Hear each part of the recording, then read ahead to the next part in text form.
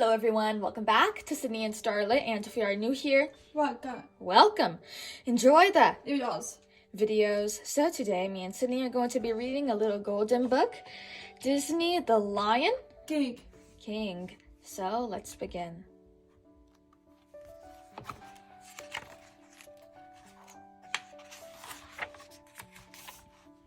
From the smallest ant to the largest elephant, every living thing has a place in the great circle of life. Mufasa's place was as king of the lions. Sarabi was the queen, and their newborn cub, Simba, would one day take his father's place as the Lion King.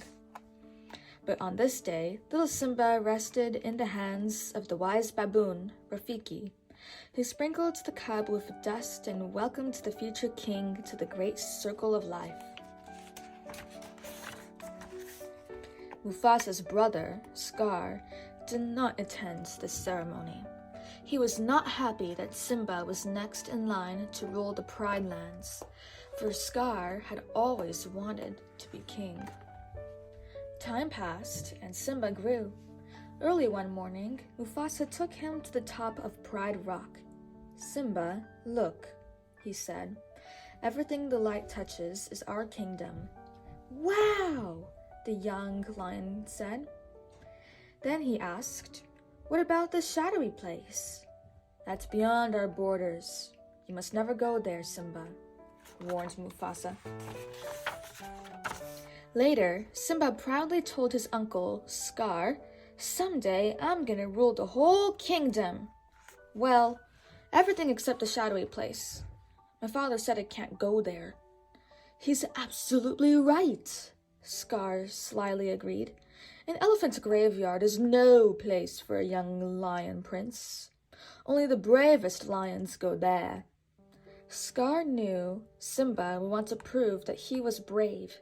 He said nothing as Simba ran off to ask his friend Nala to explore the mysterious Shadowlands with him.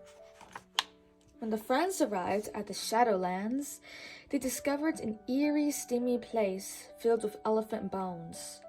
"It's so creepy," whispered Nala nervously. "Come on," said Simba. "Let's check it out." Zazu, the king's minister, had been looking for the cubs. When he caught up with them, he warned, "We are too far from the Pride Lands. It is dangerous." Hee hee hee hee hee hee. Strange laughter rang out. It belonged to 3 hyenas, Banzai, Shenzi, and Ed, who slinked out from an elephant's skull. When Zazu told the hyenas he was Mufasa's minister, they realized that Simba was the future king. "He's a king fit for a meal," Banzai snickered. The hyenas chased Simba and Nala. Suddenly, a thunderous roar rattled rocks and bones. It was the roar of Mufasa, the Lion King. The frightened hyenas ran away. That evening, Mufasa had a talk with Simba. "Being brave doesn't mean you go looking for trouble," he told his son. "Dad," Simba asked suddenly, "we'll always be together, right?" Mufasa gazed up at the sparkling heavens. "The great kings of the past look down on us from those stars," he said. "Whenever you feel alone, remember that those kings will always be there to guide you, and so will I." Although Scar was angry with the hyenas for letting Simba go, he made a bargain with them. If they helped make him king, they could have the run of the Pride Lands. So Scar brought Simba to a vast gorge and promised the cub a wonderful surprise if he would just wait on a certain rock. Scar then signaled to the hyenas. The surprise turned out to be a stampeding herd of wildebeests, with the hyenas urging the herd on. The earth trembled. The wildebeests ran into the gorge, heading straight for Simba. He sought safety in a tree, but the branch bent under his weight. Just before Simba would have fallen beneath the pounding hooves, Mufasa grabbed him and carried him to a rocky ledge. Then, through the thick, swirling dust, Simba saw his father disappear under the thundering herd. When the stampede had passed, Simba found his father lying lifeless at the foot of a cliff. What Simba did not know was that Scar had pushed his brother off the rock. "If it weren't for you, the king would still be alive," lied Scar, appearing at Simba's side. "He tried to save me," said the cub, sobbing. "It was an accident." "Run away, Simba," Scar advised. "Run away and never return." Scar watched as Simba ran away. Then he sent his hyenas to kill the cub. But when the hyenas reached the thorny thicket, they stopped. "He'll never survive in the desert," they reasoned. And so they returned to Pride Rock and their new king, Scar.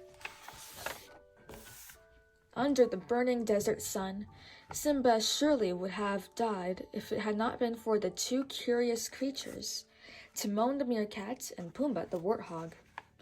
Timon and Pumbaa felt sorry for the cub. They took him to their jungle home and taught them how to live by Timon's philosophy, Hakuna Matata, which means no worries. They also taught the cub to eat insects. Simba tried to put the past behind him, but one clear night the stars reminded him of the old kings and his father, Mufasa. Then, one day, a lioness chased Pumbaa. Simba rushed to protect his friend. "Nala?" he cried. "Simba?" the lioness said.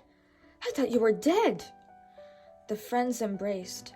Then Nala told Simba that under cruel King Scar, the Pride Lands had become barren and the animals were starving. Hyenas were everywhere. But Simba refused to go back and take his place as the Lion King. He did not feel worthy. That night, wise old Rafiki found Simba alone. He led Simba to a small pool. Simba saw his father's face in the water. Then he heard his father's voice. "Simba, look inside yourself," Mufasa said. "You are my son and the one true king. You must take your place in the circle of life." So Simba set out for the Pride Lands to confront the false king. Later, his friends Nala, Timon, and Pumbaa joined him. "I'm surprised to see you alive," sneered Scar as Simba approached Pride Rock. "I've come back to take my place as king," declared Simba. With an angry snarl, Scar forced Simba to the edge of a cliff. As Simba struggled to hold on, Scar leaned down and whispered, "Here's my little secret, Simba. You didn't kill your father. I did." Simba's heart filled with rage, and the strength of the 10 lions surged through him. He struggled up onto the rock, leaped on Scar, and the battle began. Nala bravely led the other lionesses against the hyenas. Then Timon and Pumbaa joined the fight. The battle raged until all the hyenas ran from Pride Rock. Simba chased Scar to the top of Pride Rock and cornered him. Scar whispered, "No, please, have pity on me." "Run away, Scar," said Simba. "Run away and never return." But when Simba turned back, Scar attacked. When Simba turned his back, Scar attacked. Quick as the lightning that flashed above, Simba sent Scar flying over the cliff to the hungry hyenas below. So Scar's evil reign ended, and Simba took his rightful place as the Lion King. In time, King Simba and Queen Nala had a cub of their own.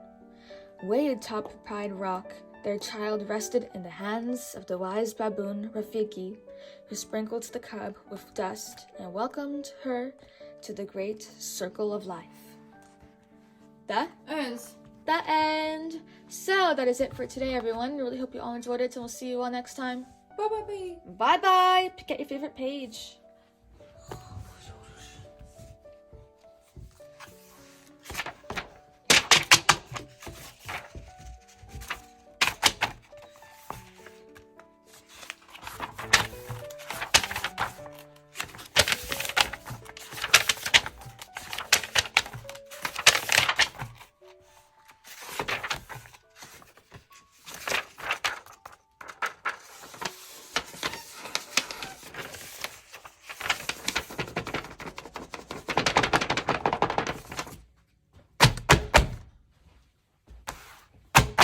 Who's your favorite character?